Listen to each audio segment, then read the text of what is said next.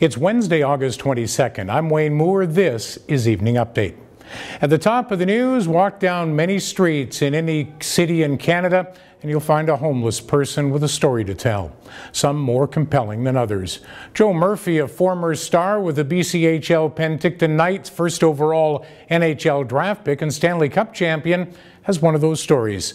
Murphy is homeless on the streets of Kenora, Ontario. In a TSN documentary, Murphy, who made $15 to $20 million while playing hockey, talks about repeated head traumas while playing and also addiction issues after hockey. The documentary airs Wednesday and then will be available online. Several hundred protesters have gathered outside the Nanaimo Convention Centre. They're accusing Prime Minister Justin Trudeau of fiddling while BC burns. Trudeau and his cabinet ministers are in Nanaimo for a cabinet retreat. The PM's objectives to reduce Canada's carbon emissions and build a pipeline to carry oil sands bitumen to the coast are colliding with a province ravaged by wildfires that the Prime Minister's own government says is attributed to climate change. The province has spent more than $280 million to battle about 1,900 wildfires across the province, and while 563 fires continue to burn, with some lightning expected in the next few days, there is relief on the horizon. Temperatures will begin to fall over the next few days, with rain expected for the southern interior and parts of the north on Sunday. Fire Information Officer Ryan Turcotte says long range, there will be a shift to more unsettled conditions and precipitation. And as the calendar shifts to September, Turcotte says temperatures will begin to fall, lessening aggressive fire behavior. Two out-of-control wildfires in the Similkameen Valley have not grown since Tuesday, but officials are wary that gusty winds today could impact fire activity. The Cool Creek wildfire south of Princeton and Headley remains mapped at 6,900 hectares. The Old Tom Creek wildfire north of Olalla still estimated at 527 hectares. Vernon now has a needle buyback option. The program was started by Lyle O'Sullivan, a former user who collected bottles with his grandson in order to fund the Needle Initiative program.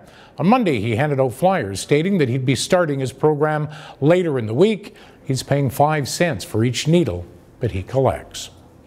The city of West Kelowna is looking to shut down 2 cannabis operations, but the pot shops are pushing back.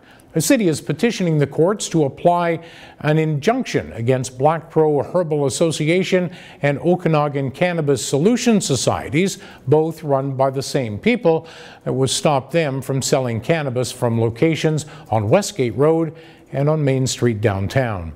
The dispensaries have filed their own petition. They're seeking a judicial review of West Kelowna's decision to cancel Black Crow's business license.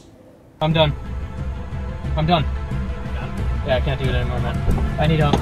Vernon resident David Skarletsky wanted to see what a dog or child went through after being left in a hot car. He lasted 42 minutes. At 42 minutes, I could not stay in that car any longer. I thought I was going to pass out, and I was lucky enough to be able to open the door and leave. Unlike dogs or babies that wouldn't be able to leave that vehicle, they would have no choice but to stay inside. The trend in the central Okanagan real estate in July was in line with the year-to-date theme, less sales than last year and substantially higher prices.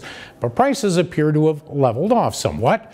According to data from the South Okanagan Real Estate Board, a single-family home in Penticton was selling for $580,000 at the end of July. That's down about $1,500 from June. Kelowna has a reputation as having some of the worst drivers and parkers in the country. One Castanet reader sent a picture of a man who took up 2 handicap spaces while he strolled into a liquor store to grab some beer. Of course, the story brought more evidence out of the woodwork, like a vehicle angle parked in the Mission Park Mall taking up 2 spots, and a Mercedes taking up 2 handicap stalls at that same Glenmore Mall. And finally, from our Just How Gullible Are People file comes a Facebook request in Spokane, asking residents in the Washington City to put fans on their rooftops, pointing them north. The idea? blow the smoke back into BC. The event is scheduled for noon on Friday. The Post says after much deliberation and mathematical calculation, we figured that it is absolutely possible for us to blow this smoke away with high-powered fans. We'll see how many people take the bait. Okanagan weather. A weather pattern change means cooler temperatures for the rest of the week, with rain by the weekend. Highs expected in the mid-20s. Coming up tonight and tomorrow, the latest on Okanagan air quality and its Dream Rally weekend.